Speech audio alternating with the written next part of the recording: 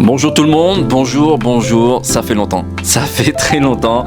On avait des choses à faire, on devait vraiment travailler sur un sujet qui est fort. Aujourd'hui, on va entamer un sujet qui est très fort. On va parler de violence conjugale à La Réunion. Et il y a beaucoup de choses à dire. Alors, ce qui motive, il y a des choses qui sont très personnelles que je ne partagerai pas, mais il y a aussi, il y a aussi l'impact sur la société. Et moi, je suis maman. J'ai 2 enfants, 2 filles, et je ne veux pas me dire que je n'ai rien fait comme impact. Je n'ai pas eu d'impact en fait sur la société dans laquelle elles vont grandir. On est en compagnie de... Alors moi, je m'appelle Mélissa Coulon, je suis directrice d'établissement pour une association judiciaire sur La Réunion. Petite précision, oui, je suis une oreille et oui, mon conjoint est créole. Du coup, j'ai en gestion et en responsabilité les territoires de La Réunion et de Mayotte. On s'occupe de tout ce qui est contrôle judiciaire sur le territoire, tous les stages de responsabilisation à destination notamment des auteurs de violences conjugales, mais pas que. On fait plusieurs types de stages de responsabilisation. On est aussi délégué du procureur de la République pour les tribunaux de Saint-Denis et de Saint-Pierre et de Mamoudzou dernièrement. Et on fait plein d'actions au niveau de la justice à destination des auteurs de violences conjugales parce que c'est notre contentieux premier, on va dire ça comme ça, mais on fait aussi tout ce qui est auteur, consommateur de stupéfiants, délinquants de la route, auteur de violences sexuelles, auteur de violences sur mineurs, voilà, les parents violents, on fait un peu tout. Ouais, c'est chaud. Ouais, c'est chaud. C'est chaud. Mais après, tu vois, c'est pour ça que je voulais faire ce podcast avec toi, parce que nous, on voulait parler vraiment sur les violences conjugales, parce que c'est déjà un thème, parce que sinon, on va faire une vidéo qui va durer des heures. 10 heures et des heures.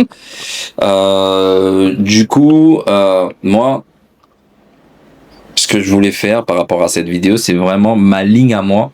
C'est, je vais parler pour les hommes parce que je suis un homme, donc je vais parler envers les hommes, on va dire. Et, en fait, stop, stop. En termes de violence, il faut arrêter avec ça. Il faut vraiment arrêter avec ça. Et quand je parle de violence, je parle pas que de violence physique, je parle aussi de violence verbale et aussi de la violence physique. Beaucoup de personnes vont dire « Ah, Lionel, t'es misogyne, etc. etc. » Non, écoute, à un moment donné, là je parle pour les hommes, je suis désolé, voilà, j'exclus pas les femmes dans mon discours, au contraire. Mais ce que je veux dire, c'est qu'à un moment donné, quand on est un homme,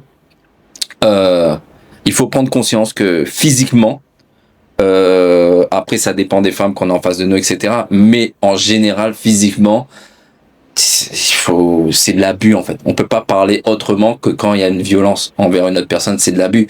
Je veux dire, une femme te met une droite, t'as plus de chances de rester debout que si c'est un homme qui te met une droite. Et c'est comme ça, en fait, tu vois. Donc, je suis pas en train de rabaisser la femme au coquesse. Désolé si ça en heurte quelques-uns, mais je veux vraiment toucher le cerveau des hommes de l'île de La Réunion, enfin, de La Réunion, parce que c'est là où je suis et c'est là où, ce qui m'intéresse, en fait, les hommes du port de La Réunion, d'arrêter avec cette violence et même la violence verbale. Parce que des fois, on se dit, on se dispute avec notre madame et, on l'insulte de PU, et pour nous, on était en colère, donc c'est un mot qui est sorti, oui, mais chaque mot a une violence, en fait, à un moment donné. Donc, même si on est en colère, va faire un tour. Et c'est vraiment cette ligne-là que je suis. C'est stop à cette violence. Moi, de toute façon, c'est clair.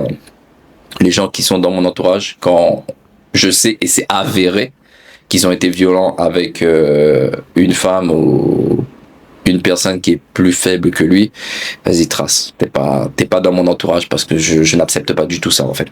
Donc voilà. Désolé, j'ai pris quelques minutes. Donc c'est ça la ligne de cette vidéo. Ok. Donc, on va parler de toi. Est-ce que ton métier, c'était une vocation? Alors, non, c'était pas une vocation. C'est un chemin qui a été long. Je peux parler rapidement de mon parcours, comme ça, il y a une logique malgré tout, parce qu'on n'en arrive pas. Moi, j'ai 33 ans et on se dit pas à 20 ans, tiens, je vais aller accompagner des auteurs de violences conjugales. Déjà parce qu'à 20 ans, je sais pas forcément ce que c'est et que je pense qu'il faut un peu de maturité professionnelle et personnelle pour accompagner au mieux, sans jugement, sans avis, dans la bienveillance toujours des personnes qui ont commis un acte qui peut être et qui est répréhensible au niveau de la loi, mais au niveau de la société également. Du coup, moi, j'ai commencé à 18 ans, j'étais adjointe de sécurité dans la police nationale. D'accord. Après, je me suis dit non, le côté vraiment répressif, c'est pas mon dada. Je suis devenue éducateur. J'ai passé des concours, j'ai été à l'école. Je suis devenue éducatrice. J'ai bossé beaucoup avec des femmes, en fait, victimes. D'accord. Victimes de violences conjugales, mais aussi victimes de traite des êtres humains. J'ai beaucoup bossé dans la migration, donc victimes des réseaux, victimes de prostitution, des femmes avec des enfants, beaucoup. Donc voilà, ça a été un peu mon parcours. Ensuite, je suis devenue coordinatrice d'équipe, puis chef de service, toujours dans le milieu des violences conjugales. Et en fait, dans un des services sous ma responsabilité, on accueillait en hébergement, donc dans un centre d'hébergement, des auteurs de violences conjugales placés sous contrôle judiciaire et qui se retrouvaient à la rue. Et en fait, en rencontrant ces personnes-là, ça a donné du sens à ma mission. Je me suis dit, si je veux mieux accompagner les victimes et si je veux voir moins de victimes, finalement, c'est en accompagnant les auteurs que je serai le plus utile. Donc, je me suis formée à ça. J'ai fait des travaux de recherche. J'ai passé un master en politique sociale. J'ai passé un diplôme en management. Aujourd'hui, je fais un diplôme en ingénierie sociale, toujours sur cette thématique des auteurs de violences conjugales et notamment des auteurs de violences conjugales qui sont parents. Parce qu'il y en a, et c'est la majorité, je pense. Et du coup, c'est vraiment un parcours qui s'inscrit dans une réflexion. Plus que dans l'action. C'est intéressant ce que tu dis parce que souvent, je dirais nous, quand on est face à une personne qui a fait une erreur, on va dire, face aux lois de la société ou les lois humaines, on a tendance à dire il faut punir et c'est tout. Ouais. Alors, il faut punir. La question, elle n'est pas là. Tu fais un acte qui est répréhensible, tu es violent, quel que soit le type de violence, tu parlais de violence verbale, c'est répréhensible, les violences psychologiques c'est répréhensible, les violences physiques c'est répréhensible, les violences sexuelles c'est encore plus répréhensible. Ok, ça c'est au niveau de la loi. Au niveau de la société, il n'empêche qu'on fait société, malgré tout. Et même si la personne en face, elle a commis un acte qui est répréhensible, elle a eu sa punition, entre guillemets, au niveau de la justice. Aujourd'hui, comment on fait pour la réinsérer? Comment on fait pour refaire corps avec cette personne-là dans la société sans qu'elle récidive et sans qu'elle repasse à l'acte de nouveau et qu'elle fasse de nouveau une victime? On va pas la mettre à l'échafaud. Il y a plus de peine de mort en France. Oui, après moi c'est un truc que je suis totalement d'accord avec toi. Parce qu'en fait là je vais remettre un peu l'aspect humain. C'est dans l'église on te dit que celui qui n'a jamais péché me jette la première pierre. Ou bière, selon le pays. Non, je rigole. C'est la pierre. Moi, ce que je reviens dans ces paroles-là, c'est se dire qu'on est tous des êtres humains et on est tous des êtres imparfaits. C'est-à-dire que ça, c'est un truc que mon psy m'avait dit il y a plusieurs années. Tout le monde a déjà fait quelque chose de répréhensible au niveau de la loi. Tout le monde sur cette planète. Maintenant, quand tu te fais avoir ou quand c'est quand c'est récurrent, quand tu recommences, la personne qui le fait peut aussi se sortir de cette roue, en fait, de cette roue infernale. Et bien évidemment, il faudrait que la personne soit motivée pour le faire, enfin qu'ils veulent le faire. Et c'est là où je loue ton engagement de se dire que, ok, oui, il y a des victimes, qu'il faut s'occuper des victimes. Et il faut s'occuper, je sais qu'il y a des gens qui ont du mal avec ce mot-là, s'occuper des agresseurs. Parce qu'au final, si on arrive à avoir de moins en moins d'agresseurs, on a de moins en moins de victimes de l'autre côté. Et du coup, voilà. D'où le fait de moi, je suis un peu intransigeant dans mon truc où je dis que les hommes, les gars, il faut arrêter avec cette violence faut arrêter avec cette violence, tout simplement. Ouais. Et là, je parle pour la Réunion, mais je reviendrai après. Ouais. Alors non, il faut arrêter, on est tout à fait au clair, mais finalement, comment on fait pour arrêter? Parce que juste dire faut arrêter à une personne qui est inscrite dans cette dynamique-là, on lui donne pas les éléments de compréhension et les outils pour comprendre pourquoi elle agit comme ça. Quand on est violent, il y a des raisons. C'est pas des excuses. C'est des raisons. Il peut y avoir un contexte, il y a plein de choses. Mais si on n'accompagne pas ces personnes-là et qu'on leur donne pas les clés de compréhension, en fait, à la moindre difficulté, elles vont récidiver. Et un auteur, ça peut faire 10 victimes. Une victime, ok, on la prend en charge, elle est accompagnée, etc. Elle se reconstruit, elle prend le temps. Il y a des associations qui sont là pour ça, il y a des professionnels très bien formés qui sont là pour ça. Ok. Mais en fait, si l'auteur, on le prend pas en charge en même temps, il va refaire des victimes et en fait le process il va jamais s'arrêter. Exactement. Et même pour ceux qui sont pour les êtres humains un peu qui est pas dans ce process là, ça veut dire que comme j'ai dit tout à l'heure, on n'est pas parfait, on peut déraper un jour, tu vois. Mais même quand on dérape, on peut comprendre pourquoi on a dérapé, et c'est important ce truc de compréhension là, parce que justement pour pas que ça recommence. C'est ça. Et en même temps ça te fait grandir aussi toi en tant qu'être humain. Ouais. Donc voilà. Alors qu'est-ce qui te motive? Alors, ce qui motive, il y a des choses qui sont très personnelles que je ne partagerai pas, mais il y a aussi, il y a aussi l'impact sur la société. Et moi, je suis maman. J'ai 2 enfants, 2 filles, et je ne veux pas me dire que je n'ai rien fait comme impact. Je n'ai pas eu d'impact en fait sur la société dans laquelle elles vont grandir. Et je sais qu'aujourd'hui, à La Réunion, mais comme sur d'autres territoires, et notamment en métropole, en hexagone si vous préférez, pour ne pas frustrer certains, il y a beaucoup de violences conjugales. Il y a une augmentation chaque année. Alors on peut faire un débat entre est-ce qu'il y a plus de faits ou est-ce que la parole est plus libérée qui fait qu'on a connaissance de plus de faits. Bon, moi je pense qu'il y a plus de faits. Mais de toute façon, on va parler des chiffres. Mais on va en parler des chiffres, ouais. Mais du coup, moi, ce qui me motive, c'est de me dire, je fais quelque chose dans ma société pour ne pas laisser cette société-là à mes enfants. Bien sûr. C'est assez égoïste. Non, mais c'est très bien. Non, c'est pas égoïste, au contraire. Moi, je suis pas d'accord en disant que c'est égoïste. Au contraire. Je veux dire que une personne qui va entendre cette vidéo, elle va dire, ouais, mais c'est une personne qui va agir. Oui, mais si tout le monde je suis pas agit. Toute seule. Bon, que voilà, pas te dire, mais je veux dire que si chacun fait un peu, à sa hauteur, ça va changer. C'est ça. Ça va changer. Ça veut dire que si moi j'ai pas la capacité d'aider une personne violente, mais si moi j'arrive à trouver un moyen que quand une personne me provoque, je trace ma route, c'est déjà ça. Et si moi en tant qu'ami ou quelqu'un que tu connais, ça t'arrive d'être comme ça, mais gars, va des conseils.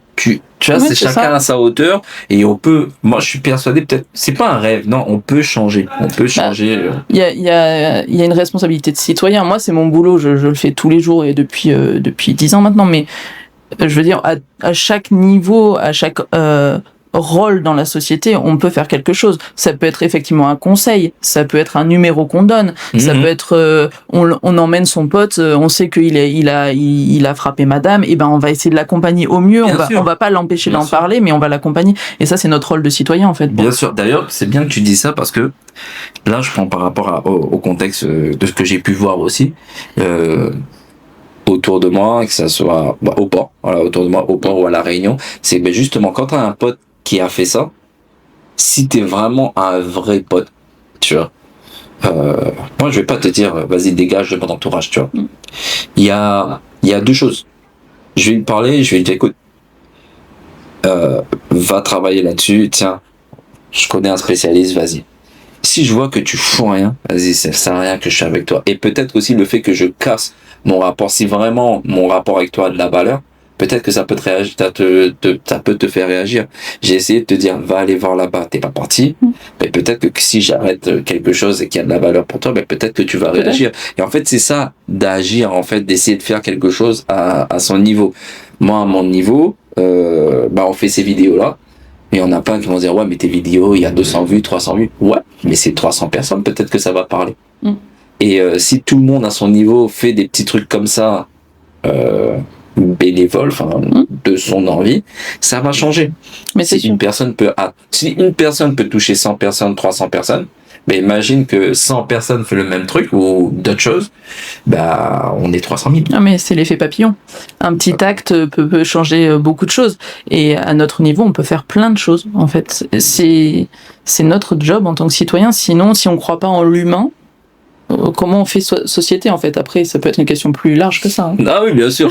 Moi, je dis souvent ça. Il y a que l'année prochaine que je vais voter. Mais j'ai toujours dit ça. J'ai jamais voté. Et je vais le dire exactement pourquoi. Parce que je sais que c'est un devoir citoyen. Et c'est un devoir citoyen, sauf que moi je trouvais que mon devoir citoyen ne se trouvait pas là. Donc tu vas me trouver souvent dans des associations de façon bénévole en fin de compte, et de travailler dans mon quartier. Maintenant je vais voter parce que j'estime qu'on est arrivé à un stade où c'est chaud. Là, même je vais faire un truc que je pense que personne ne fait en France ou qu'au caisse, à part regarder l'actualité, c'est que je vais vraiment me poser et je vais lire vraiment tout ce que les partis proposent. Que ça soit vrai ou faux, au moins je vais faire l'effort de le faire parce que j'estime que là, en ce moment, il faut faire quelque chose. Donc voilà. Mais sinon, moi, je voyais là où m'investir, c'était en tant que bénévole pour la ville ou le quartier qui m'entoure, etc. C'est comme ça que moi je voyais. Oui, chacun voit comment être citoyen. C'est très personnel d'être citoyen, mais quand on parle des violences conjugales, c'est quelque chose qui impacte tout le monde et bien ça sûr. Impacte nos gramounes, ça impacte les gens de notre âge, mais ça impacte aussi les enfants, ça impacte les jeunes. La violence conjugale, on a l'impression de voir des couples institués depuis très longtemps.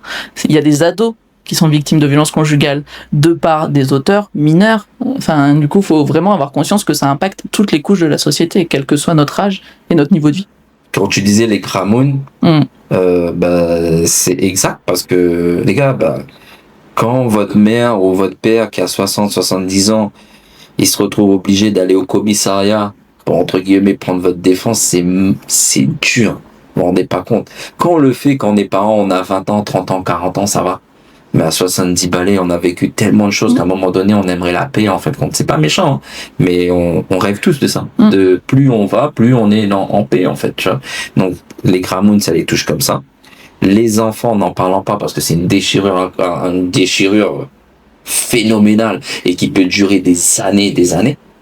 En termes de personnes, ce qu'on disait tout à l'heure, avant de faire le podcast, en fait, on s'en rend pas compte, mais les violences conjugales, qu'elles soient avérées ou pas, où il y a eu des fausses accusations, on est face à des personnes qui se sont aimées. Et c'est ça qui est chaud, en fait. Donc, s'il y a vraiment le truc où il y a violence conjugale d'une personne que tu as aimée, et la personne qui prend ça, c'est une personne qui t'a aimé aussi. C'est violent dans ce qui se passe dans ton interne. Et dans l'autre cas, c'est pareil. Si tu donnes une fausse accusation à une personne que t'as aimée, et que toi, la personne, tu sais que tu as aimé cette personne et qui a menti, ça t'impacte dans ta tête. Donc, tous ces trucs-là, il faut qu'on prenne vraiment la mesure et faut faire attention à tout ça et voilà, vraiment stopper. Pourquoi je dis stopper? Parce que c'est trop, on va en parler tout à l'heure, mais quand je compare le taux de métropole à La Réunion, c'est pas possible. La Réunion, c'est comme ça, la métropole, c'est énorme, et non, on en reparlera tout à l'heure, mais c'est pas possible. Non, il faut arrêter. Alors, est-ce qu'il y a une expérience qui t'a marqué dans ton travail? Dans mon travail avec les auteurs, alors ça fait un peu cucu de dire ça, mais à chaque fois que je rencontre un auteur, ça marque soit en positif en me disant ok, il est passé à l'acte, mais il y a une réflexion qui est menée et il me partage des choses extrêmement personnelles dans sa construction. Parfois, ils partagent des choses de leur enfance, parfois, ils partagent des choses de leur vie, des questionnements qu'ils ont, des doutes qu'ils ont aussi. Et moi, je passe au-dessus de l'acte. Je suis pas là pour juger. Encore une fois, les gens chez nous sont placés sous contrôle judiciaire, donc présumés innocents. C'est important de le concevoir et c'est important de le mettre en œuvre aussi. Donc ça veut dire que quand on accueille quelqu'un, pour moi, je suis pas là à le juger. C'est lui qui me parle de l'acte en général. Et ce qui m'a impacté peut-être, c'était quand j'ai animé un stage. C'était en métropole pour le coup, un stage où il y a un auteur qui a tout de suite dit voilà, j'ai fait ça, je l'assume entièrement, et qui nous a parlé de son enfance. Et en fait, il avait été victime lui aussi de violences conjugales, parce que alors aujourd'hui, avant on disait témoin, enfant témoin, non. Les enfants, ils sont pas témoins des violences conjugales de leurs parents, ils sont victimes de la violence conjugale de leurs parents. C'est inscrit comme ça maintenant au niveau de la loi, sur un plan civil, tout du moins. Et il a partagé ça de façon extrêmement honnête, en disant voilà, moi j'ai jamais travaillé sur ça, j'ai pas réussi à passer sur autre chose, et je me suis construit dans cette violence-là, et aujourd'hui j'ai besoin d'aide. Voilà. Et pour ceux qui sont dans cette situation, il n'est jamais trop tard. Non. Alors c'est dur, mais il n'est jamais trop tard. Je veux dire, quand on est en face d'une montagne, d'un mur, t'as deux choix. Soit tu fuis et tu vas rester comme ça toute ta vie, soit tu surmontes cette montagne. Bien évidemment, c'est plus facile de fuir parce que c'est plus rapide. Et quand tu montes, ça sera très dur, mais au final, c'est toi qui vas grandir de tout ça, en fait, et tu vas devenir carrément une autre personne. C'est votre rédemption quand vous entamez ce truc-là et que vous faites ce truc-là avec sérieux. En fait, c'est votre rédemption que vous êtes en train de reprendre. Là, pour cet auteur-là, tu vois, ce qui avait été sa prise de conscience à lui, parce que c'était pas le fait qu'il soit condamné qui avait fait la prise de conscience, c'était le fait que son gamin, il les regardait et qui lui a dit quelque chose du style mon vrai père ne ferait pas ça ou mon père ne ferait pas ça. Et en fait lui ça lui a renvoyé quelque chose de son enfance et ça a été ultra c'est ça qui a fait le déclic en fait. Super. Il a continué à travailler? Ouais, il a continué à travailler, il a demandé un suivi psy à l'externe après, donc je pense qu'aujourd'hui il va mieux et j'espère. Et voilà, madame elle avait été prise en charge aussi, les enfants aussi, donc Super. Et c'est important de parler.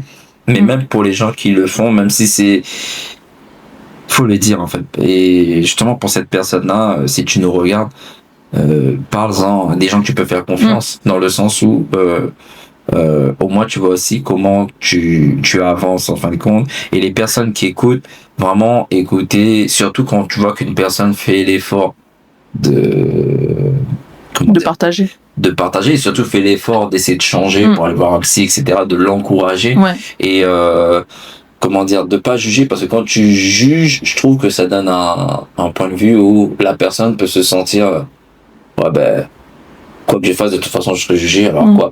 Il faut pas arriver à là en fait, parce que le chemin est long. C'est ça, et puis encore une fois, essayer de trouver des clés de compréhension sur le passage à l'acte, c'est pas dire que l'auteur, c'est pas le dédouaner, c'est pas lui enlever sa qualité d'auteur, c'est pas de faire de lui la victime, c'est pas le victimiser que de dire il faut comprendre pourquoi on en est arrivé à là, parce que généralement c'est mais c'est l'auteur, c'est pas lui la victime, c'est bon quoi. Non, c'est pas bon, parce qu'en fait si on l'aide pas à comprendre, c'est pas une excuse, c'est juste une compréhension. Non, mais ça, t'as tout à fait raison. Et même si on va un petit peu plus loin, c'est les gens parlent des gens, je pense, des gens qui disent c'est une excuse, oui, c'est qui se permettent de juger un jugement ou comment une personne peut sortir. En fait, je pense que vous êtes des personnes qui travaillent pas sur votre interne. Parce que si vous êtes des personnes qui travaillent un minimum sur votre interne, vous savez que pour faire un petit progrès comme ça prend du temps incroyable. Et des fois, il y a des années où tu te dis, putain, est-ce que j'ai vraiment avancé, en fait? Et oui, t'as avancé, mais c'est dur. C'est pas à part. C'est vraiment dur. Ça prend de du temps. Déconstruire le truc, c'est vraiment dur. Donc, en soi, le mieux, c'est qu'il n'y ait pas.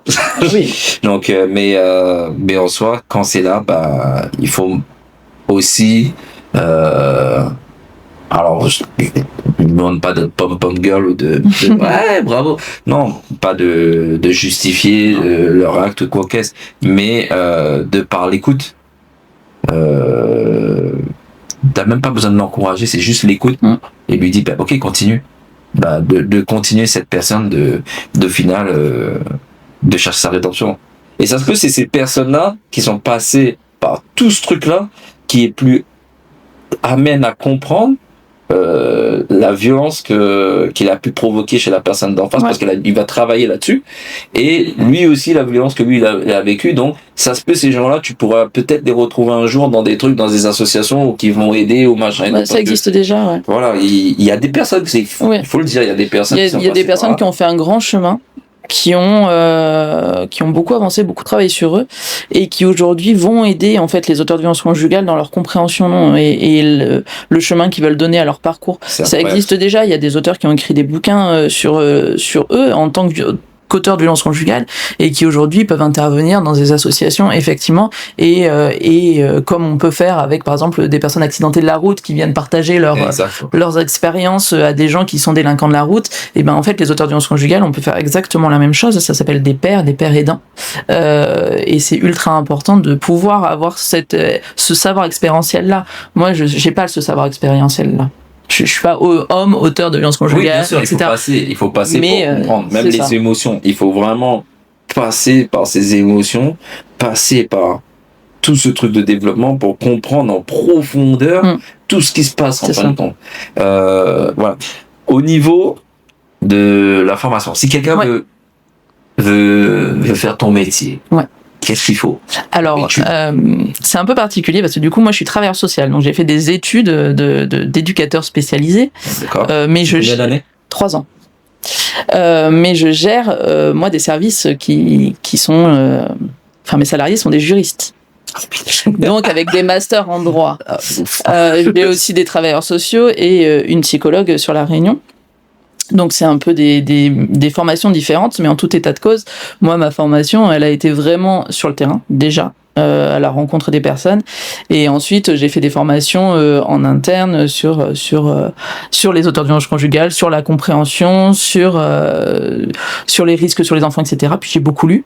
J'ai fait des travaux de recherche. Enfin voilà, c'est vraiment absorber beaucoup de culture. Il y a des formations qui existent. Il y a plein de formations sur les auteurs de violences conjugales, sur qu'est-ce que c'est un auteur, qu'est-ce que c'est une violence conjugale déjà. Soyons d'accord sur le terme violence conjugale. Il y a plein de formations qui existent au niveau professionnel quand on travaille dans ces milieux-là. La formation de terrain évidemment, et puis nous-mêmes. Comment on s'instruit, nous, il y a plein de bouquins. Je pourrais te donner une liste entière de livres, et notamment les travaux d'Édouard Durand, si je dois en citer qu'un, qui est juge des enfants, qui était juge des enfants, président de la Civise. C'est des travaux d'Édouard Durand, et tu peux trouver où c'est des livres. Il a écrit plein de bouquins très simples à lire, qui parlent de la violence conjugale, et qui parlent aussi de la violence conjugale en situation de parentalité, et qui parlent beaucoup des enfants et de la répercussion, et qui a un avis très tranché sur la question, et qui dit par exemple qu'un auteur de violence conjugale ne peut pas être un bon père, et je rejoins assez ses travaux à ce niveau-là. Ouais. Oui. Après moi je sais pas. Enfin quand je dis je sais pas, c'est que je suis contre ça en fait. Donc est-ce que mon avis est impartial, tu vois? Voilà. Après je suis père célibataire, donc je m'occupe de mes enfants d'une certaine manière. Donc est-ce que si je t'écoute, je suis dans les bonnes cases en fait, tu vois. Si tu leur fais vivre de la violence conjugale et que tu frappes ta femme devant eux, est-ce que tu peux te considérer humainement comme un bon papa? Moi je me considère. Quel exemple tu leur? Mais déjà moi je me considère pas comme un bon homme. En fait, tu vois ce que je veux dire? C'est ce que je disais au tout début, c'est que peut-être qu'on va dire que je suis misogyne, non, c'est que moi je me considère pas comme un homme si je frappe une femme ou si je frappe quelqu'un qui est plus faible, on va dire entre guillemets, que moi en fait. Donc c'est déjà là on n'est pas bon dans la base même, on n'est pas bon, et c'est pas l'exemple que je veux donner à mes enfants, voilà. En fait, donc c'est pas l'exemple que je veux donner à mes enfants. Dans un autre terme, j'ai perdu mon meilleur ami à cause d'un truc de violence conjugale qui s'est fini par un meurtre en fait. Et en soi, j'ai pas envie que mon fils et mes enfants, mon fils ou ma fille, soient à la place de mon meilleur ami à l'époque, ou que mon fils ou ma fille soit à la place de celui qui a commis le truc. C'est ça. L'un dans l'autre, en fait, tu veux pas. Donc voilà. Après, si ça arrivera, en tant que parent, je serai présent. Tu seras là. Je serai présent, mais voilà, dans l'idée, je suis pas ok avec ça. donc voilà. Expérience marquante, formation, et par rapport à ton travail, là où tu es actuellement, est-ce que toi, tu peux espérer d'aller encore plus haut? Enfin, si toi, tu dois aller encore plus haut dans ta carrière, ce serait quoi, en fait, dans l'idée? Parce que nous, on connaît pas. Alors, moi, dans le poste dans lequel je suis actuellement, je pense pas pouvoir aller plus haut. D'accord. Voilà, j'ai la direction des établissements ici, il n'y a pas de poste au-dessus de moi. Okay. C'est la direction générale qui est basée en métropole. Après, j'ai beaucoup de projets personnels. J'aimerais m'orienter dans quelque chose de plus politique et local. Voilà, au niveau des communautés de communes, voilà. Quelque chose de plus sur le territoire. Pour que ça soit plus large, c'est ça? Ouais. Tu veux vraiment avoir le truc plus large. Et ça qui est intéressant, c'est que au final, t'étais vraiment sur le terrain. Et là, ça suit tes idées de base, en fait. Et là, tu vas aller dans un truc un peu plus politique pour pouvoir espérer toucher quelque chose de beaucoup plus large, en fait. Ouais, alors je dis politique sans l'engagement politique. Politique dans le sens avoir encore un impact, mais sur un territoire peut-être plus restreint. Qui n'est pas celui de la justice, mais qui est vraiment un territoire local. Moi, j'habite à Saint-Louis, j'ai envie de bosser par là-bas. Okay. Et aussi de pouvoir développer des projets en lien. Alors, du coup, je disais que je faisais un diplôme d'ingénieur. C'est une validation des acquis. Je fais même pas la formation parce que j'ai déjà eu ces compétences-là par le passé. Donc, je fais juste une validation des acquis, une VAE comme on appelle aujourd'hui. Et du coup, en fait, ce diplôme-là, je veux l'utiliser pour faire des diagnostics de territoire, voir les besoins qui sont pas couverts par les territoires sur certaines thématiques, et notamment celle des violences conjugales, et pouvoir développer des projets en lien avec ça, mais aussi en lien avec les dynamiques des mairies. Ouais. Voilà, avoir un impact en fait au niveau local réellement, en fait avoir un poids dans les mairies en disant ok, il y a plein de difficultés sur les territoires, hein. Ici on est au port, moi mon conjoint il est du port, je peux connaître un peu les difficultés portoises. S'il n'y a pas que le port, quoi. Oui, voilà. En plus, tu sais bien que tu dis ça parce que quand on parle de mairie, on va dire ouais, mais comment les mairies peuvent agir? Mais je suis désolé, moi j'habite au port, j'ai grandi au port. La commune du port a fait un travail de plus de 40 ans sur les violences dans le port. Pourquoi pas une mairie comme le port, peu importe, la mairie peut aussi se dire bah ok, on va faire un travail sur les violences conjugales. Ouais. Ça n'a peut-être pas d'impact directement, mais maintenant je suis au port. En vrai, au port, je suis tranquille. Au port, il y a une baisse de la délinquance malgré tout. Enfin, ça a changé de forme de délinquance. Donc oui, effectivement, tu as pu voir l'évolution. Donc c'est ça que je dis. C'est si on a pu faire ça dans ce cadre de violence-là, on peut le faire. Moi, bon, nous on a connu des associations, les fêtes de quartier, etc. Mais peut-être trouver quelque chose qui fait que on peut intervenir sur les violences conjugales. Allez, je vais mettre les pieds dans le plat tout de suite parce que les gars, en fait, pourquoi je voulais faire ça, pourquoi ça me touchait ce truc-là, pas par rapport à ce qui s'est passé dans ma vie personnelle. Ça, à la rigueur, c'est le game. Les gens tentent des choses et ça marche pas. C'est comme ça, c'est le game. Moi, ce qui me touche, c'est de me dire que les gars, on est réunionnais. Je trouve qu'on a, femmes comme hommes, on a une violence en nous qu'il faut vraiment qu'on ait conscience et qu'on travaille là-dessus. Et pour moi, mais ça tient qu'à moi, je pense que c'est dû à nos racines. De ce qu'on a traversé en tant que descendants, comme ça avait été esclave, d'engagé, etc. Donc, je suis infiniment persuadé que c'est malheureusement, c'est ce que le passé nous a offert comme qu'entre guillemets, c'est même pas un cadeau, mais c'est un héritage. Après, voilà, ce serait vachement court de dire ok, aujourd'hui il y a de la violence parce que il y a eu, mais c'est un héritage historique qu'il faut prendre en compte. Ça appartient au contexte avec plein d'autres facteurs, on va dire, mais le facteur historique et le fait que la Réunion elle a été construite culturellement dans la violence, bien sûr, ça a forcément un impact sur votre construction, je dis votre construction, notre construction aujourd'hui. C'est logique, faut le prendre en compte. Alors pourquoi? Bon, là, je mets tout de suite le machin parce qu'on va dire, ah oui, on nous parle de la Réunion, on parle pas de France. Mais parce que moi, j'habite à la Réunion, on est à la Réunion, c'est pour ça qu'on parle de la Réunion. C'est pas que je m'en fous, mais en France, c'est en France. Là, je parle vraiment pour la Réunion. Ce qui m'importe, c'est la Réunion. Je suis réunionnais, j'aime la Réunion. Et en fait, c'est pour ça que ça me touche, en fait, dans l'idée. Donc, vraiment vraiment avoir conscience que on a une espèce de violence en nous qu'il faut travailler et c'est pas parce qu'on a ça que on peut pas s'en sortir. Ça fait pas des gens mauvais. C'est des choses qu'on doit travailler tout simplement, mais que ça soit homme comme femme, parce que il y a la violence physique, mais il y a aussi la violence verbale où ça va très très loin. Ici, c'est incroyable. Une dispute quand on entend, pas juste pour écouter comme Madame Toupie ou comme les gens qui s'occupent des commérages, pas pour écouter les commérages, mais juste entendre les phrases qui sortent de la bouche d'une personne. Il faut qu'on prenne conscience de ça, en fait. Faut en prendre conscience, faut pas en avoir honte. En fait, ça fait partie de l'histoire de la Réunion, ça fait partie de votre culture, de votre... Je dis votre parce que La France, c'est autrement. Ouais, en métropole, c'est différent, et je vais pas prendre quelque chose qui m'appartient pas.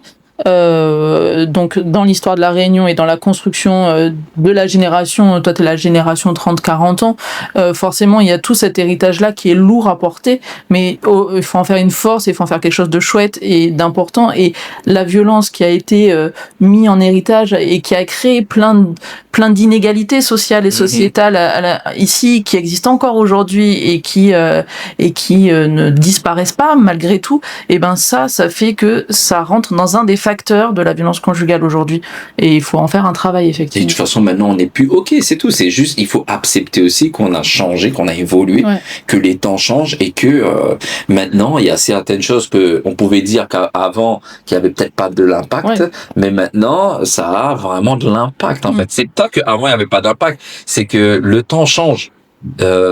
C'est que même si par exemple je dis n'importe quoi, je me dispute avec quelqu'un et je lui traite d'un truc de vraiment sale, à l'époque, il aurait pris gros cœur ou bon, voilà.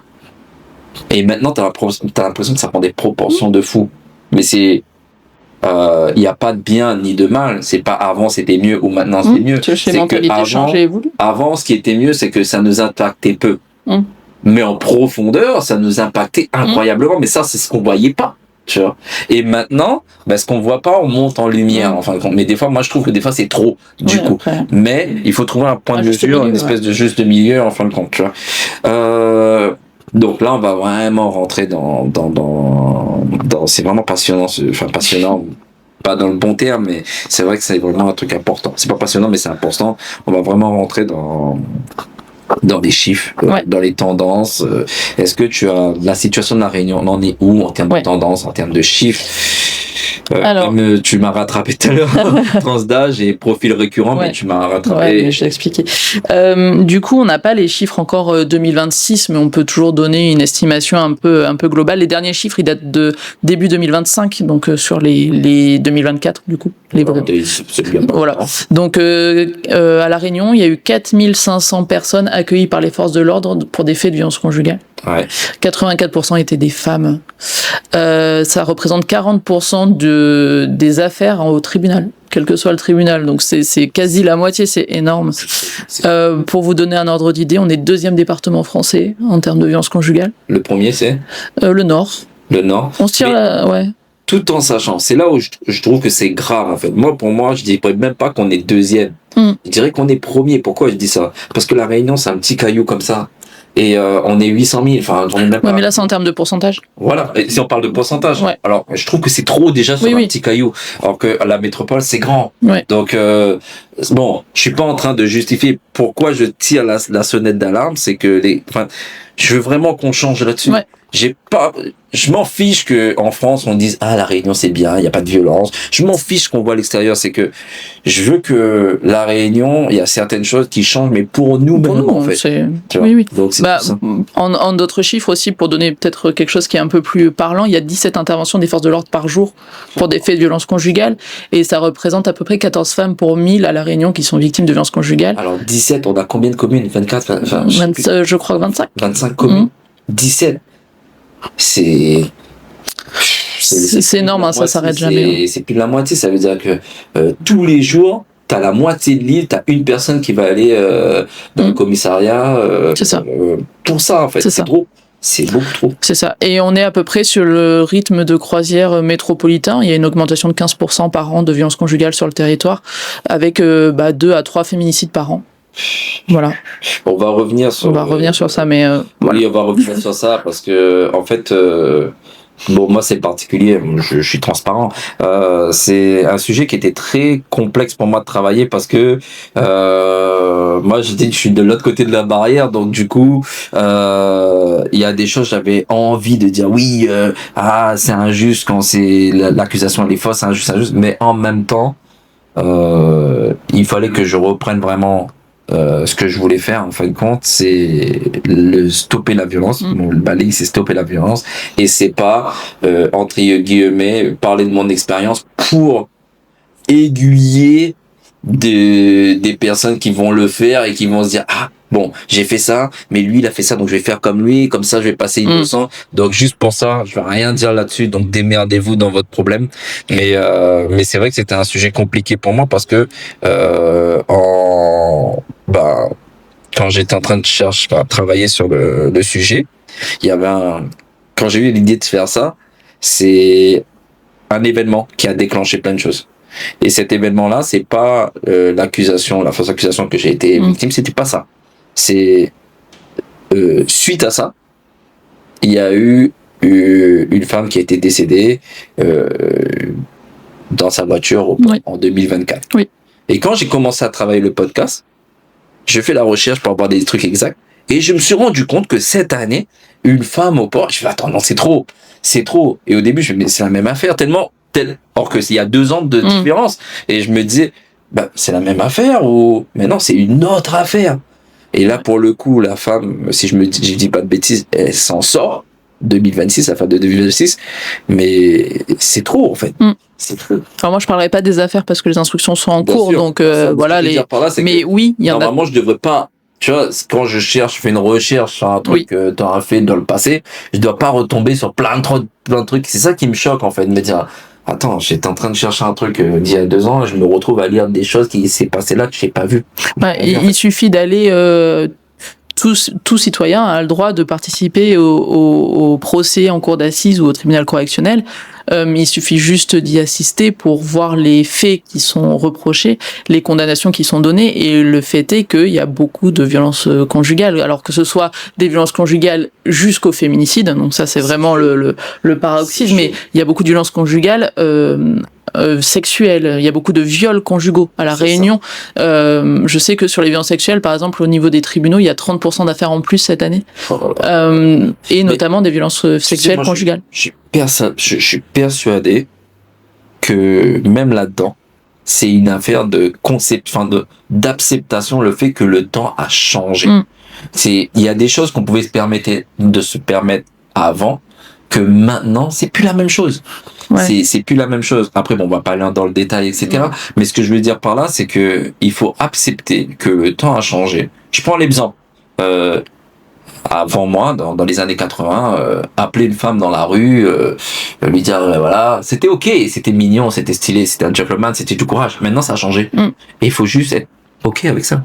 Après, le viol conjugal, c'est quand même une forme d'emprise ultime dans les couples, même si l'évolution des mentalités font qu'on accepte moins de choses, et accepter le viol conjugal, ça a jamais été ok en fait. Au niveau de la loi, ça a mis très longtemps à apparaître dans la loi, ça a été très long. Ça a jamais été ok d'accepter le viol conjugal, et les dossiers qui passent aujourd'hui en audience, ça touche et des femmes de mon âge, d'une 30aine d'années, et des personnes plus âgées. Ça touche vos mamans en fait.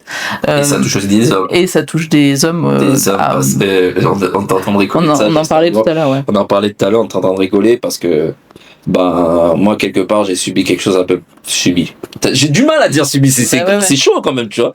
J'ai vécu un truc à peu près similaire, et quand j'ai regardé le témoignage du gars, ma première réaction c'est j'ai même pas eu de l'empathie en fait. Alors qu'une femme raconte la même histoire, je serais là salopard, et tu vois, c'est même nous en tant qu'hommes, on doit changer cette mentalité là en fin de compte, tu vois, de se dire que quand on est face à un acte qu'on n'est pas d'accord.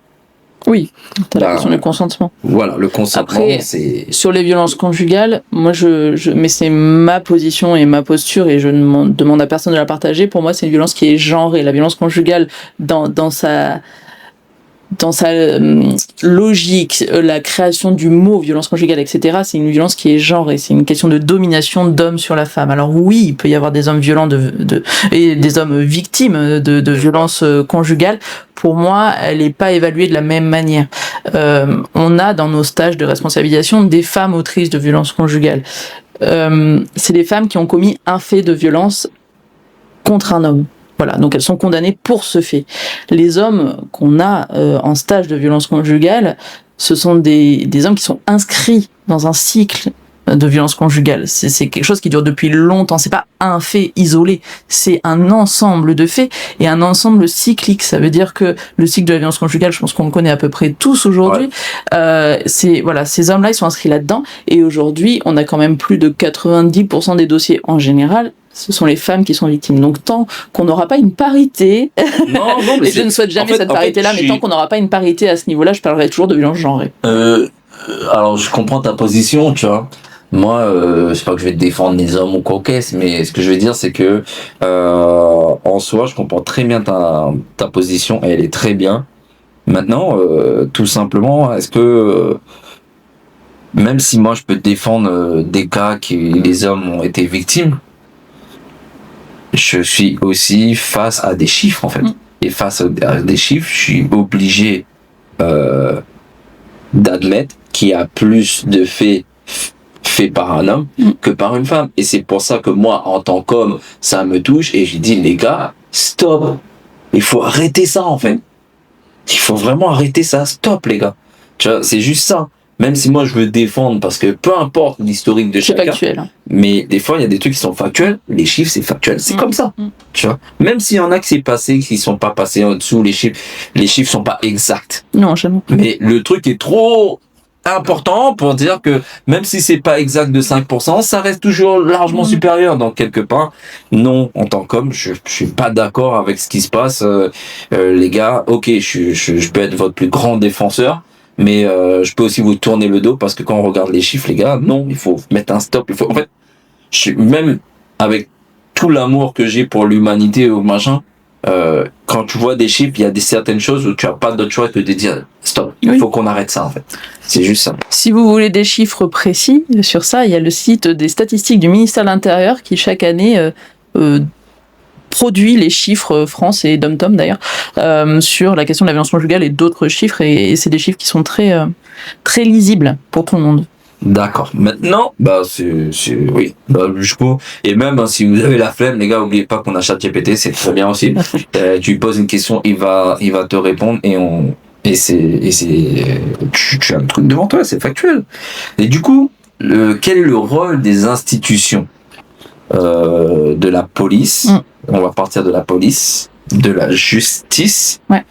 Et du coup, des dispositifs de lutte, ouais. La police et la gendarmerie ont mis en place depuis plusieurs années maintenant des process particuliers sur les violences conjugales qui fait que une personne qui va déposer plainte est prise en charge de façon spécifique par des professionnels qui sont formés à accueillir des femmes victimes de violences conjugales, enfin des victimes de violences conjugales, avec un process particulier. Ils ont une audition particulière avec une trame de plainte extrêmement précise, avec une fiche évaluative du danger pour savoir s'il y a un risque féminicide ou pas risque féminicide, si la personne elle est en grave danger, donc est-ce qu'il faut la mettre en protection rapidement ou est-ce que c'est une situation qui peut s'apaiser entre guillemets. Donc ils ont des formations et des prises en compte spécifiques dès normalement l'accueil dans les commissariats et dans les gendarmeries où la personne elle est prise en charge tout de suite, elle n'a pas besoin d'attendre. Ce qui fait aussi que les personnes qui sont accusées sont mises en garde à vue extrêmement rapidement, voire le jour même de la plainte. Pour une durée de 48 heures maximum, et que pendant ce temps-là, il y a une enquête qui est faite à charge et à décharge. C'est très important. Une plainte qui est déposée, ça veut pas dire que c'est une plainte qui va déboucher sur quelque chose. Et ça veut dire qu'il y a une enquête qui est menée, il y a des enquêtes de voisinage, il y a des enquêtes de témoins, il y a la famille qui est interrogée, il y a les enfants qui peuvent être entendus. Et tout ça, en fait, fait que à la fin, les policiers et les gendarmes rendent compte au magistrat de permanence, donc qui est un procureur de permanence à La Réunion, et qui décide du sens qui va être donné et de la poursuite qui va être menée. Il y a plusieurs types de poursuites. Je vais pas rentrer dans tous les détails, mais grosso modo, ça peut être soit la personne, elle va directement au tribunal, du coup, elle a une convocation au tribunal et elle est laissée libre, soit libre totalement, soit libre sous contrôle judiciaire, soit elle est placée en détention en attendant son audience, soit elle est orientée sur un délégué du procureur, on appelle ça une alternative aux poursuites, donc on propose à la personne, par exemple, d'effectuer un stage, de payer une amende, etc. Parce que c'est un premier fait, c'est un fait de faible intensité, c'est un primo-délinquant, et du coup on lui laisse un peu cette chance-là de comprendre ce qu'il a fait et de conscientiser, et puis de pas recommencer. Donc ça c'est l'orientation alternative aux poursuites, ou alors la plainte elle va être classée. Les classements ils sont un peu particuliers, parce que ça peut être soit elle est classée parce que c'est une plainte qui n'avait pas lieu d'être, il n'y a pas eu de fait, et on n'aurait même pas dû déposer plainte, bref, elle est classée. Mais ça peut être aussi une plainte qui a été classée parce qu'il y a une absence de preuve. Ça veut pas dire qu'il n'y a pas eu de fait, ça veut dire qu'il y a une difficulté pour prouver que c'est vrai, ou pour prouver que, enfin, pour que la personne elle puisse aller au tribunal, quoi. Donc voilà, c'est des classements. Alors, juste, je vais mettre un petit conseil. Je sais, ça peut être mal interprété ou quoi, mais c'est comme ça, on est devenu comme ça. Aux personnes qui sont victimes de violences, on a tous un téléphone maintenant. Si quelqu'un vous a frappé, vous êtes d'accord, prenez un réflexe, prenez une photo. Parce que des fois, c'est dur d'aller devant un médecin, tu vois. Ouais. Mais prenez une photo. De toute façon, en vrai, maintenant, tout le monde se prend en photo. On fait tous les jolis, les beaux devant un téléphone. Donc, moi, c'est vrai que depuis plus de 10 ans maintenant, il y a des amis à moi qui disent que je suis un peu, pas parano, mais je suis devenu très très dur là-dessus. C'est-à-dire que sur certains messages, quand je vois des messages qui sont un peu bizarres, je screen, je garde tout, et j'ai un gros dossier machin. Mais les gens vont dire oui, mais t'es parano. Mais oui, mais on est arrivé dans un monde où c'est tellement l'insécurité que à un moment donné, que tu sois victime ou que tu sois comment dire celui qui fait l'auteur, il faut que tu puisses montrer que tu vois. Bah là, pour les violences conjugales, je sais que c'est compliqué d'aller voir un médecin et tout ça, mais il y a quelque chose qui est important, c'est l'ITT. Bien sûr. Et évaluer l'ITT, donc l'interruption de temporaire de travail, qui n'a rien à voir avec le travail. À chaque fois, on fait cette réflexion-là. Non, c'est juste évaluer, en fait, la gravité de l'acte, que ce soit des violences physiques ou des violences psychologiques. Maintenant, on évalue aussi les répercussions psychologiques. Et du coup, en fait, avoir un certificat d'un médecin, et notamment les certificats de médecin de l'UMJ, c'est toujours proposé quand on va déposer plainte d'aller voir un médecin à l'UMJ. Ça permet d'évaluer la gravité de l'acte et du coup, ça permet au magistrat d'évaluer la sanction qui va être posée. Alors que je mets une petite parenthèse pour les victimes. Quand vous commencez à faire cette démarche, pour moi, c'est pas... Alors, elle m'a repris, on en avait parlé tout à l'heure, mais voilà, là c'est vraiment un discours humain. Pour moi, quand vous faites cette démarche d'aller voir le médecin, etc., vous commencez à ne plus être des victimes. Vous commencez à être des guerriers ou des guerrières. Donc voilà, si on fait court, je parle de ça. Pourquoi c'est important ce que tu dis c'est important d'aller voir le médecin. Déjà de une, c'est des experts dans leur boulot. Donc en vrai, c'est pour ça qu'il faut faire attention, parce que si c'est faux, un médecin il est pas bête, il sait ce qu'il fait. Et un psy, quand c'est mandaté en plus, c'est pareil. Ou un psychiatre, un psychologue, quand ils sont mandatés, c'est des professionnels, c'est chaud, c'est vraiment leur spécialité. Donc il faut pas croire qu'on peut embobiner avec des mensonges des gens, d'un psychologue ou un médecin, etc. Donc pourquoi pour moi c'est important? Parce que quand tu le fais, tu vas pas punir la personne en fin de compte, mais quand tu disais que jour d'ITT, parce que une violence, ça commence par, ça peut être ça, tu vois, ça peut être ça. Ouais. C'est de la violence. Si on se dispute et je te fais ça, c'est de la violence. Mais est-ce que je dois être puni parce que je t'ai fait ça?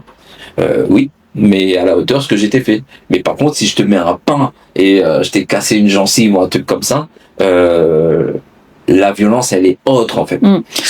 Ouais, la violence, elle peut aussi juste commencer, et chez les jeunes, c'est ultra important, quand on fouille les téléphones ou qu'on contrôle les amis de nos conjointes.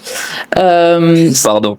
Non, je rigole. Non, mais la violence, elle commence là, et chez les jeunes, en général, chez les ados, ça commence là. On gère les réseaux sociaux, on regarde les messages qu'on envoie à ses copains, on interdit à sa copine d'aller voir les amis qu'elle veut voir. Totalement la violence, elle commence là, en fait. C'est juste ce truc-là. Dans le cadre de la loi, c'est interdit. Ouais. Ok. Moi, c'est mon avis personnel. Je vise personne, quoi. Ok. C'est plusieurs années, machin. Quand par contrainte ou parce que je me sens obligé à un moment donné, tiens, regarde mon téléphone, c'est mort. Tu peux être sûr que quelques temps après, pour nous, c'est terminé parce que pour moi, t'as dépassé une limite en fin de compte. En tant qu'humain, là je parle même pas de loi ou quoi, je parle en tant qu'humain. Maintenant, la jalousie, tout ça, avec les réseaux sociaux, il faut vraiment faire un travail. Vraiment, allez voir un psy, allez travailler là-dessus. Si vous êtes un peu jaloux, machin, même un petit peu, allez travailler là-dessus parce qu'on est dans un monde de réseau où tout peut être interprété. Ça veut dire que toi, mais on s'entend bien, tu vois, je vais mettre un post, tu vas mettre un petit cœur. Pourquoi même un petit cœur? Et ça peut aller très loin pour rien du tout. Et je trouve que les réseaux sociaux, ça a amplifié ce truc-là, en fait. Parce qu'avant, quand il n'y avait pas de réseaux sociaux en soi, si tu aimais mon avis, si tu me le dis pas, je le vois pas. Donc maintenant, si tu aimes mon avis, c'est juste un petit clic, tu vois. Donc voilà, mais avant, ça se voyait pas forcément. Donc il y a des choses comme ça où, comme tu dis, les réseaux sociaux, ça a amplifié certaines choses. Donc vu que c'est amplifié, ok, c'est là, il faut accepter. Mais c'est à nous aussi d'amplifier aussi notre travail interne, parce que justement, maintenant notre monde est comme ça, il faut l'accepter, et c'est comme ça. Mais c'est pour ça on en parle beaucoup, nous, avec les personnes qu'on a en stage, parce que on imagine que la violence conjugale, c'est tout de suite un coup.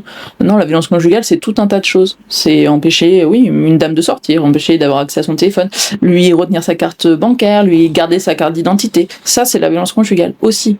Les gars, moi, c'est ça.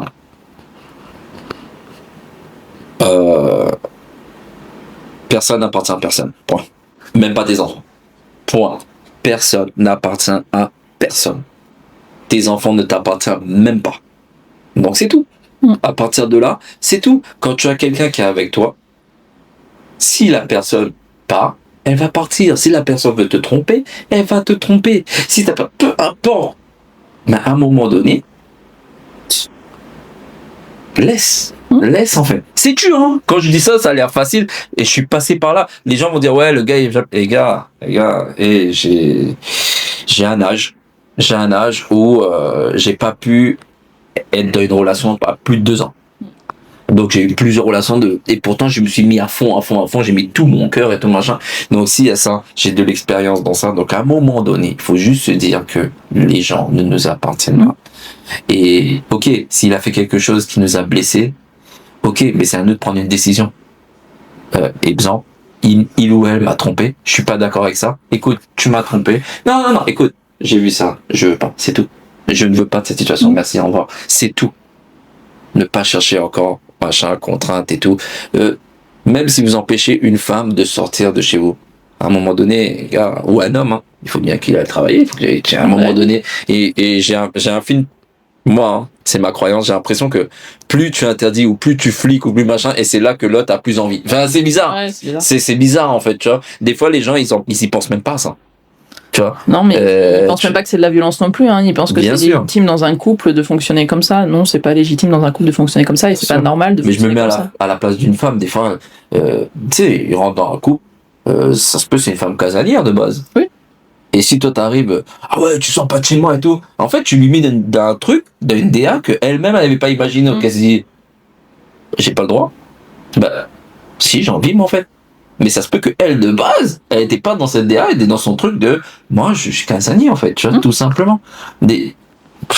Bref. Mais c'est la question d'interdiction. Ouais, il y a beaucoup, les gars, enfin, les gars, quand je dis les gars, c'est tout le monde. Il faut vraiment qu'on travaille énormément sur notre interne, en fait. C'est ça. Et c'est vraiment quelqu'un d'imparfait qui vous le dit. Hein. Donc voilà. Pour faire suite, police, gendarmerie. Ouais. La justice, elle vient en fait poser la limite de la loi. Et donc du coup, quand on est auteur de violence conjugale, et ben on va devant un tribunal et on est condamné. Les audiences sont publiques, donc vous êtes condamné devant un public. Évidemment, devant un public de citoyens lambda qui vient assister à des audiences, et vous êtes devant un tribunal du coup qui va juger de vos faits, qui va vous entendre, qui va aussi entendre la victime. Les victimes, elles sont prises en charge. Alors ici à La Réunion, c'est une association réunionnaise qui est bureau d'aide aux victimes, on appelle ça comme ça s'appelle la RAJUFA, qui peut prendre en compte les victimes qui le souhaitent et qui ont déposé plainte ou pas.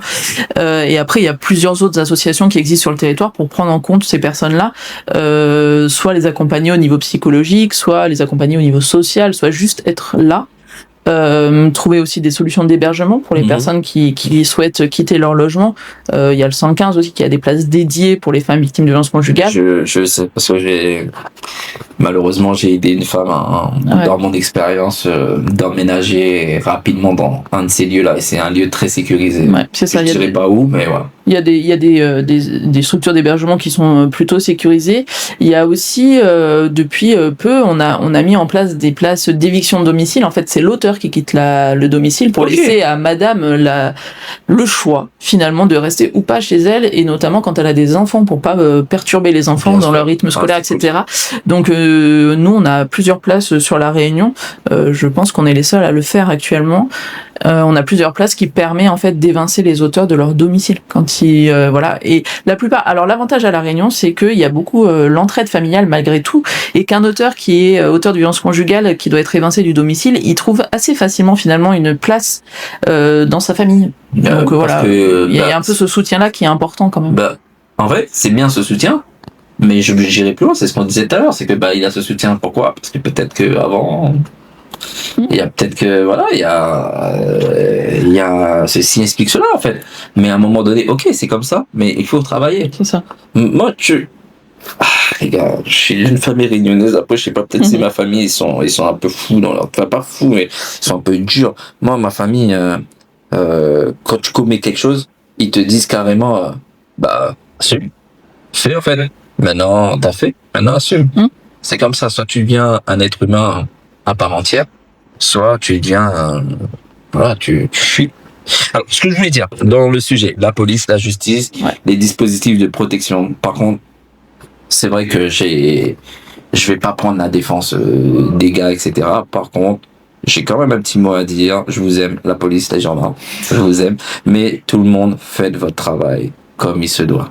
Parce que si la police, comme tu l'as dit tout à l'heure, normalement, on doit faire une enquête, voisinage et tout. Si votre travail de base, je sais que vous avez beaucoup de boulot, je suis pas en train de juger, je sais que la police a extrêmement beaucoup de boulot.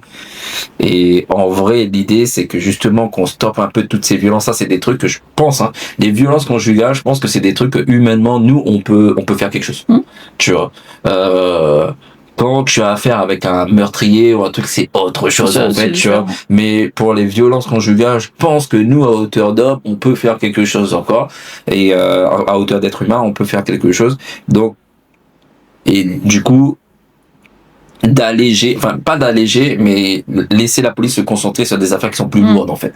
Donc le truc c'est que par rapport à ça, la police, faites votre travail, la gendarmerie, faites votre travail comme il faut, parce que c'est vos informations qui va pouvoir faire en sorte que la justice qui suit, que ce soit le procureur, que ce soit le juge, ou même avant, comme tu disais, pour donner les stages et tout, peut-être que c'est vos informations de base qui peut emmener à un truc qui peut être constructif, parce que en soi, il y en a plein qui vont dire ouais, mais en fait la justice fait rien et ce qu'ils proposent c'est rien. Non, c'est pas rien. Non, c'est peut-être pas efficace comme nous on le souhaiterait, mais déjà s'il y avait pas ça, ce serait pire en fait. Et voilà. Après, alors au niveau de la police et de la gendarmerie, il y a quand même une prise de conscience. Alors il y a 10 ans, ça fonctionnait pas comme ça. Enfin, il y avait pas cet accueil-là qui était réservé. C'était compliqué sur les dépôts de plainte. C'était pas adapté, etc. Il y a quand même eu une grosse évolution au niveau de leur service. Donc faut le souligner vraiment. Il y a eu des référents violences conjugales au niveau de la gendarmerie qui ont été mis en place. Il y a des services entiers au niveau de la police qui sont dédiés uniquement à la gestion des violences conjugales avec des professionnels là-dessus. Et il y a aussi, excuse-moi, dans la police, tu peux trouver aussi des assistantes sociales. Ouais, c'est ce que je... Et bon, normalement, on devrait recevoir une, mais voilà. Alors oui, il y a, au niveau des commissariats et des gendarmeries, à La Réunion, on a la chance d'avoir des intervenantes sociales. Incroyable. Donc on appelle ça des ISG ou des ISCG pour les termes un peu bizarres. Du coup, elles sont présentes dans les brigades, elles peuvent accueillir les victimes, elles peuvent les conseiller, elles peuvent les accompagner au dépôt de plainte, elles peuvent les aider sur le plan du logement, sur le plan social. C'est pas des suivis à long cours, c'est pas voué à ça, mais c'est voué vraiment à être là au moment où c'est la crise, au moment où il y a besoin d'aide, au moment où il y a besoin d'écoute. Elles sont gratuites, elles sont accessibles, il faut en profiter parce que c'est des chouettes professionnels et elles sont présentes. En fait, il y a des systèmes de permanence et tout en fonction des brigades parce qu'elles sont pas 15 000 non plus. Mais ce que je trouve cool par rapport à ça, c'est que je suis pas en train de je trouve que ce soit la police ou les gendarmes, on attend trop tu vois, et eux ils sont là pour faire leur travail de policier et de gendarme, Mais ce qui est cool que par rapport à avant, le fait d'avoir une personne comme ça dans le commissariat, ça a aussi cet aspect humain. Ouais. Que c'est pas que la police, le gendarme ne veut pas avoir spécialement. Tu peux en trouver, tu vois. C'est pas leur boulot. Mais c'est pas leur boulot de base. Les ISCG, elles dépendent pas de la police et de la gendarmerie. Elles sont pas. Bien sûr. Elles sont ni gendarmes ni policières. Elles sont vraiment travailleurs sociaux. Moi, je l'ai été, donc je peux en parler. C'est un peu ce que je connais très très bien. Mais c'est vraiment une aide et une facilité aussi pour la police et la gendarmerie, parce que les collègues flics qui prennent les plaintes, et ben en fait, quand il y a la personne, elle est suivie et accompagnée par l'intervenante sociale, ça permet vraiment de faciliter le lien, de faciliter la plainte. Par exemple, c'est des choses qui peuvent être très pratico-pratique, mais une femme qui est victime de violences conjugales, qui va déposer plainte, son conjoint va se retrouver en garde à vue. Et ben l'intervenante sociale, elle peut faire le lien, prévenir quand est-ce que l'auteur va être placé en garde à vue, organiser le fait que madame, elle peut retourner au domicile, aller chercher des affaires pour ses gamins. En fait, c'est des trucs extrêmement pratico-pratiques qui enlèvent un poids malgré tout quand on va déposer plainte. Donc effectivement, c'est des postes ultra importants au niveau des forces de l'ordre. Et ça, c'est une évolution. Ouais, c'est une évolution. C'est une évolution, clairement. Donc voilà, on va parler on a parlé un peu, on va parler des aides aux victimes. Tu parlais d'hébergement, soutien psy, des aides juridiques, des démarches. Est-ce que, il y a des hébergements, on en a parlé, mais est-ce que pour les soutiens psy, par exemple, moi si je suis victime d'une violence conjugale, est-ce que, parce que quand on parle de psy tout de suite, je veux dire, il faut payer un psy.